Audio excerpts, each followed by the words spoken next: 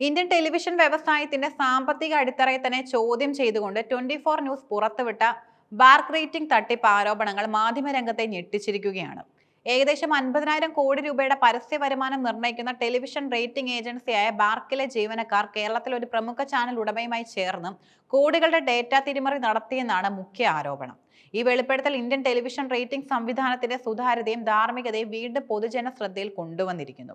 24 news പുറത്തുവിട്ട തെളിവുകൾ rating തിരിമറിയിൽ BARC ജീവനക്കാരുടെ നേരിട്ടുള്ള പങ്കാളിത്തം വ്യക്തമാക്കുന്നുമുണ്ട്. ബാർക്കിലെ ഒരു മിഡിൽ ലെവൽ ഉദ്യോഗസ്ഥനായ പ്രേംനാഥാണ് ഈ തട്ടിപ്പ് സംഘത്തിന്റെ മുംബൈ കേന്ദ്രീകരിച്ചുള്ള സൂത്രധാരൻ. റേറ്റിംഗ് ഡേറ്റകൾക്ക് എളുപ്പത്തിൽ പ്രവേശനമുള്ള ഒരു സ്ഥാനമാണ് ഇയാൾക്കുണ്ടായിരുന്നത്. കേരളത്തിലെ ഒരു പ്രമുഖ ചാനലിന്റെ ഉടമയാണ് ഈ തട്ടിപ്പിൽ പ്രേംനാഥിന്റെ മുഖ്യ പങ്കാളി. സ്വന്തം ചാനലിന്റെ റേറ്റിംഗ് അവിശ്വസനീയമായ രീതിയിൽ വർദ്ധിപ്പിക്കുക എന്നതായിരുന്നു ചാനൽ ഉടമയുടെ ലക്ഷ്യം. റേറ്റിംഗ് തിരിമറിക്കായി നടത്തിയ പണമിടപാടുകളുടെ രീതി തട്ടിപ്പിന്റെ ആസൂത്രണത്തിലെ ഗൗരവം വ്യക്തമാക്കുന്നു. കേരളത്തിലെ ചാനൽ ഉടമയുടെ അക്കൗണ്ടിൽ നിന്നും പ്രേംനാഥിന്റെ വാലറ്റിലേക്ക് കോടികളാണ് കൈമാറ്റം ചെയ്യപ്പെട്ടത്. ഈ ഇടപാടുകൾ നടന്നത് USDT എന്ന ക്രിപ്റ്റോ കറൻസി വഴിയാണ്. സാധാരണ ബാങ്കിംഗ് ചാനലുകളിലൂടെയുള്ള ഇടപാടുകൾ എളുപ്പത്തിൽ ട്രാക്ക് ചെയ്യപ്പെടുമെന്നതിനാലാണ് ക്രിപ്റ്റോ കറൻസിയെ ആശ്രയിച്ചെന്നതും വ്യക്തം. ഇത് നിയമപരമായ അന്വേഷണത്തിൽ നിന്നും രക്ഷപ്പെടാനുള്ള ശ്രമമായും കണക്കാക്കാം. തട്ടിപ്പ് നടന്നതിന്റെ ഏറ്റവും നിർണായകമായ തെളിവുകൾ പ്രേംനാഥും ചാനൽ ഉടമയും തമ്മിലുള്ള വാട്സ്ആപ്പ് ചാറ്റുകളാണ്. 2025 മെയ് 17 രാവിലെ 6:19 ചാനൽ ഉടമ സ്കോർ എത്ര എന്ന് ചോദിക്കുന്നതിലും തുടർന്ന് വൈകിട്ട് 3:10 പ്രേംനാഥ് 113 to 116 എന്ന റേറ്റിംഗ് നമ്പർ അയച്ചു കൊടുക്കുന്നതിലും ഈ സംഭാഷണങ്ങൾ വ്യക്തമാണ്. തുടർന്ന് വന്ന റേറ്റിംഗിൽ ഈ നമ്പർ കൃത്യമായി രേഖപ്പെടുത്തി എന്നത് ഡേറ്റ ചോർച്ചയും തിരിമറിയും സ്ഥിരീകരിക്കുന്നു.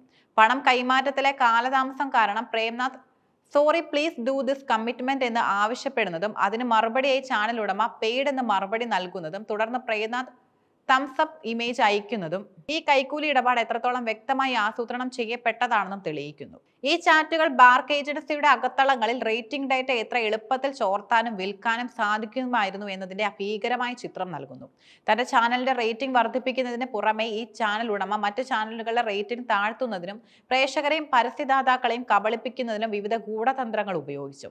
വടക്കൻ കേരളത്തിലെ ഏകദേശം 20,000-ഓളം കേബിൾ കണക്ഷനുകളുള്ള ഒരു ചെറിയ കേബിൾ നെറ്റ്വർക്കിംഗ് ലാൻഡിംഗ് പേജ് എടുത്ത് റേറ്റിംഗിൽ വൻ വർധനവുണ്ടാക്കിയെന്ന അവകാശവാദമാണ് ചാനൽ ഉടമ മുന്നോട്ട് വെച്ചത്. 85 ലക്ഷത്തിലധികം കേബിൾ കണക്ഷനുകളുള്ള കേരളത്തിൽ ഇത്രയും ചെറിയൊരു നെറ്റ്വർക്കിലെ ലാൻഡിംഗ് പേജ് ഉപയോഗിച്ച് റേറ്റിംഗ് അത്ഭുതങ്ങൾ സൃഷ്ടിക്കാൻ കഴിയുമെന്ന് പരസ്യദാതാക്കളെയും പ്രേക്ഷകരെയും വിശ്വസിപ്പിക്കാൻ ചാനൽ ഉടമയ്ക്ക് സാധിച്ചു.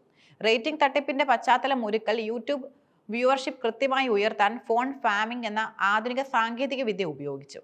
മലേഷ്യ, തായ്ലൻഡ് എന്നീ രാജ്യങ്ങളിലെ ഫോൺ ഫാമിംഗ് ഏജൻസികൾക്ക് കോടിക്കണക്കിന് രൂപ നൽകിയാണ് ഈ സാങ്കേതിക സഹായം നേടിയത്. വ്യാജ അക്കൗണ്ടുകൾ ഉപയോഗിച്ച് വ്യൂവർഷിപ്പ് വർദ്ധിപ്പിച്ച് തങ്ങളുടെ ചാനലിന് വലിയ ജനപ്രീതിയുണ്ടെന്ന് സ്ഥാപിക്കാനും ശ്രമിച്ചു.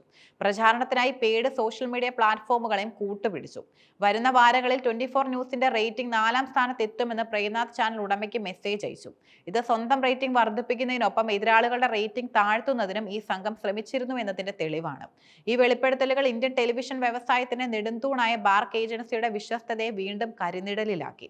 മുമ്പ് റേറ്റിംഗ് നിർണ്ണയിച്ചിരുന്ന ടാം ഏജൻസിയുടെ സ്ഥാനത്ത് സുതാര്യത ഉറപ്പാക്കാനായി വന്നതാണ് ബാർക്ക്.